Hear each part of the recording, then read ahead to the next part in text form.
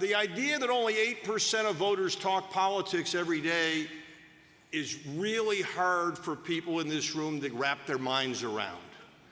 It's also really important when you begin to talk about things like, the new Democratic presidential nominee. What's happening? We just came out with a poll this morning among registered voters. Trump is +1 over Harris. But I would tell you basically to ignore that poll. And the reason is, all that really tells us is that before the debate on June 27th, the race between Trump and Biden was close, and Harris is starting in that same position. Very few voters know anything about Vice President Harris. Over the next 2 or 3 weeks, as people get to know her, her numbers may move up or down, but right now, this is like a blank slate. Very hard for us to keep that in mind. Second reason that 8% talking politics daily matters is people don't know the language we use. My advice is whatever way that you talk to people in this room about politics, never talk to a real person that way. Just don't do it. And it's not because they're stupid. Joe Napolitan, a great legendary pollster, said you should never underestimate the intelligence of the American people, but never overestimate their knowledge of political events. We tend to do the opposite. We tend to think they're hanging on to everything that we do in this space, and then we don't give them very much credit. Let me just give an example that leads into the messaging part of this. How many people in this room like socialism? Wow, nobody. Well, you know what? About 35 or 40% of Americans have a favorable opinion of socialism. Now, everybody in this room is going to be thinking that's terrible. But when we ask them what they think socialism means, among the people who like it, only about 1 out of 3 think it means more power and money to government. 80% of people who like socialism say they like free markets. In other words, they like ALEC, whether they know it or not. So when I give this perspective to a group that's into the free market world and talking about education, sometimes the conservative response is that shows what's wrong with our public schools. We need to teach these people what socialism really is. That's not the way to win hearts. You don't win hearts by telling people they're stupid. You use their language. Words do change meaning. We need to think about, when somebody says they like socialism, rather than giving them a lecture, we should say, what do you like about it? What do you mean? What is good? And if you're uncomfortable with the idea that words have different meaning at different times, I have a fundamentally different definition of middle-aged than I did 20 years ago. That's the way this world works. We need to speak in the language of everyday Americans. Now, the other thing, Governor Ducey, when he was up here, was talking about school choice, educational freedom. He was talking about it not as an attack on unions or not answering all the details. He was talking about giving parents that choice, giving all parents and all Americans and all students that choice. Well, that's really important. We want to focus on the positive message because most people aren't engaged in all those details. When I first started polling, I was working with the term limits movement. In fact, we passed term limits in 23 states across the country, which was a good thing. And at one point, we did a poll and asked voters, do you have a favorable opinion or an unfavorable opinion of term limits? About 75% said yes. They liked it, same percentage we get today. And then we read all the arguments that insiders used against term limits. And you know what? Support actually went up for term limits after we read the opponents' arguments. Because the insiders were talking about, well, the seniority system is how Congress works. You can't do that with term limits. Well, nobody liked the seniority system. The reason I mention that example right now is we told all of our state leaders, when somebody is challenging you about some of those details, don't engage with them. You just keep to your message about why you like term limits. Because if you get into a discussion about seniority system, first of all, everybody's eyes will close, they'll fall asleep, they're not going to listen to you, but you've lost the high ground. Stay on your message. And that's the thing I think we sometimes lose sight of. We get caught up in these daily battles. We get caught up in the world of politics, and we forget to take that step back. The American people don't have a great interest in most of the legislative details, but they do have fundamentally decent values. And we need to appeal to those values. A lot of people are discouraged about where our country is going. I tend to be very optimistic. I believe America's best days are still to come. And the reason I believe that is I see all the data about what people believe. And despite what you may hear, the American people continue to embrace the founding ideals of freedom, equality, and self-governance. They believe those ideals are important. They believe they are worth fighting for. Now, if the American people continue to hold those values, how did our political system get so toxic? We've done some research in the last year on a group that we call the elite 1%. These are people with a postgraduate degree, and by the way, that's very important. People with a postgraduate degree have views that are much different than people with just a bachelor's degree or those without a degree. So people who have a postgraduate degree, they live in densely populated urban areas, and they make at least $150,000 a year. About 1% of the population fits in that world. And among that group, some of them are politically engaged and active. 69% of these politically active elites believe there is too much individual freedom in America. They believe overwhelmingly that we should end the private ownership, ban the private ownership of guns. They believe a whole range of things. They happen to believe that parents currently have too much control over their own children's education. This elite 1% group is out of touch, and they are trying to impose a fundamentally un-American view on the rest of the nation. They are driving the toxicity.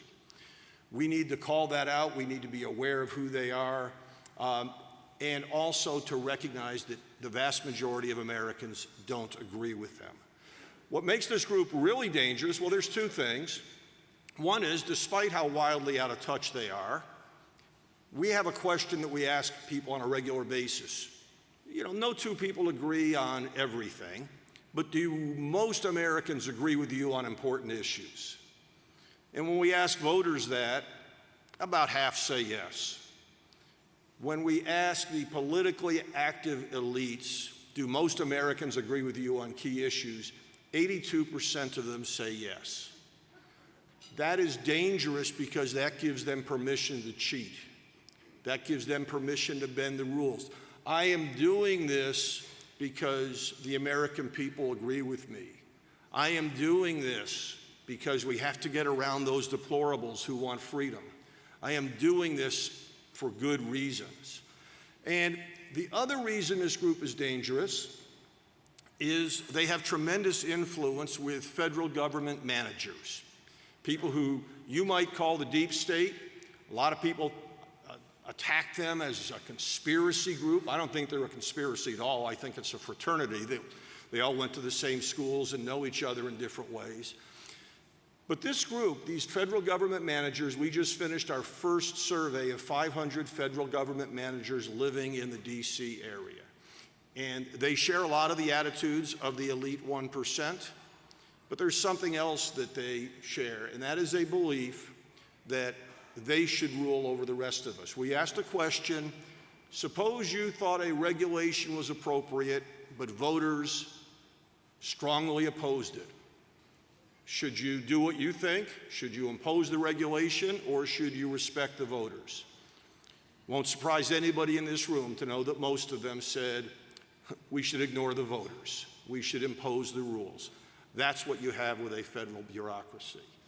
I think it's important as we stand here today to recognize there's going to be a lot of vitriol in the next couple of months. Only 4% of voters say they ever use over-the-top language that might incite people. I guarantee you that's not true. But we all have that perception. When we hear the other side, we think it's inciting. When we hear ourselves, we think it's just stating an obvious truth. We ought to do a little self-checking on that in the next couple of months. We ought to make sure that we're talking about issues and foundational goals like freedom, equality, and self-governance. And if we can do that, we will have done our part to ensure that government of the people, by the people, and for the people shall not perish from this earth. Thank you very much.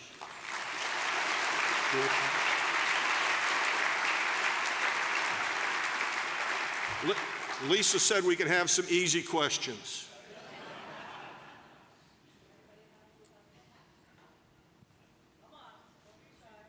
Hey, Scott, go over the poll this morning.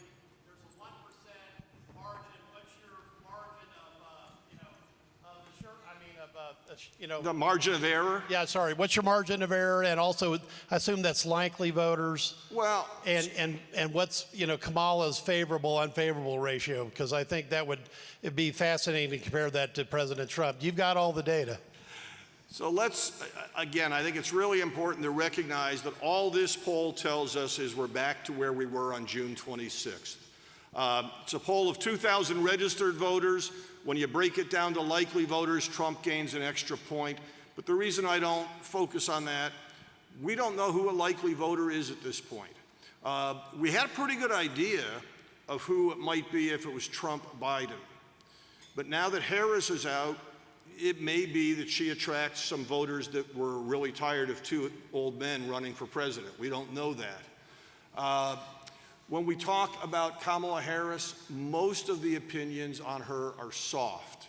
In other words, they don't strongly approve or strongly disapprove because they don't know her. Donald Trump, on the other hand, you have very strong opinions on both sides.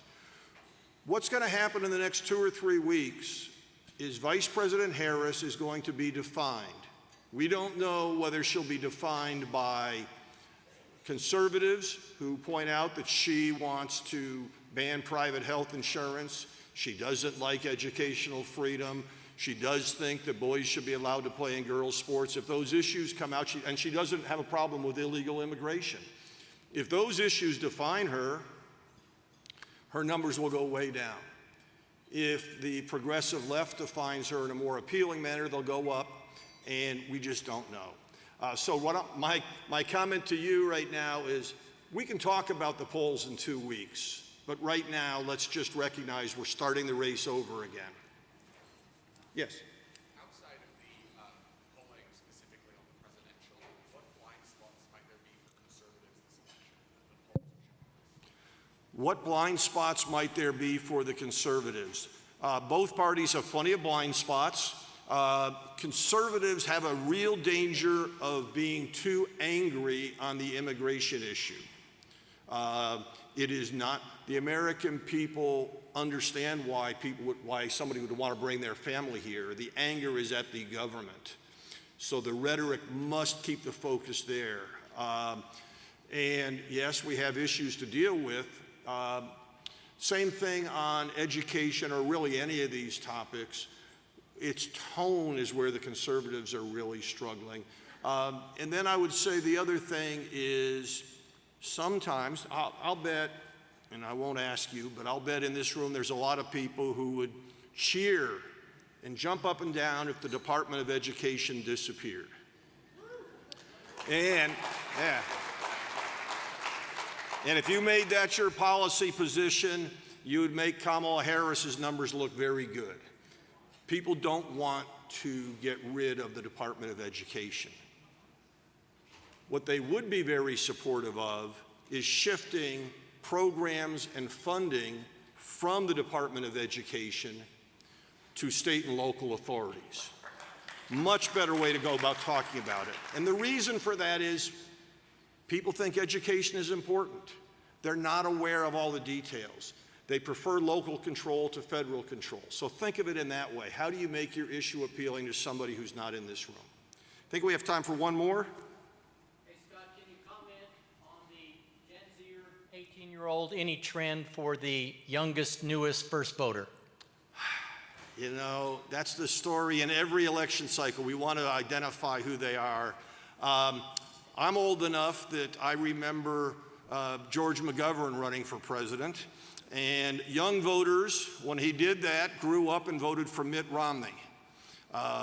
When you're a first-time voter, the most defining feature of Gen Z voters is they are not at all interested in politics.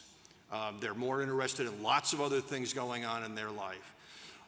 There is a great disinterest in the leadership that we have right now, but it's not policy-based. It's why do we have these 80-year-olds running around and making all these decisions? Why do we have people who don't even know, what the latest app is telling us what's going on? So there's a frustration that's built into the process, but I wouldn't read much into the partisanship of it right now. Lisa, are we? One more, okay. Yes.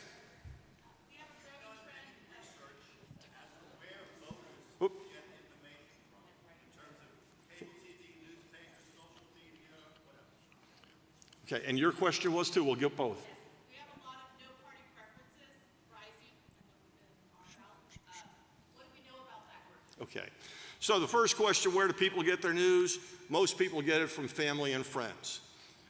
If you hear something politically, you put it on a social media platform and you vet it through your friends.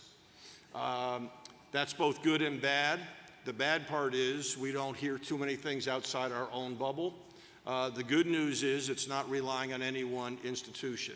The people with no preference, which is a growing number of Americans, especially among younger voters, what we know about most of these people is the closer we get to November 5th, the closer they'll get to leaning to one party or the other, because that happens in every election cycle.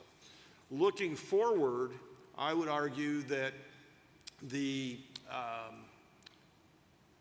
next presidential election will help define that group. We're in a time right now where there is a need for a next-gen leader, somebody who can apply those founding ideals to the reality of the 21st century. And that person, if they can become the embodiment of both freedom and equality, that whole founding ideals, and express it in contemporary terms, those no partisan preference people will rally to that party. Okay, thank you very much.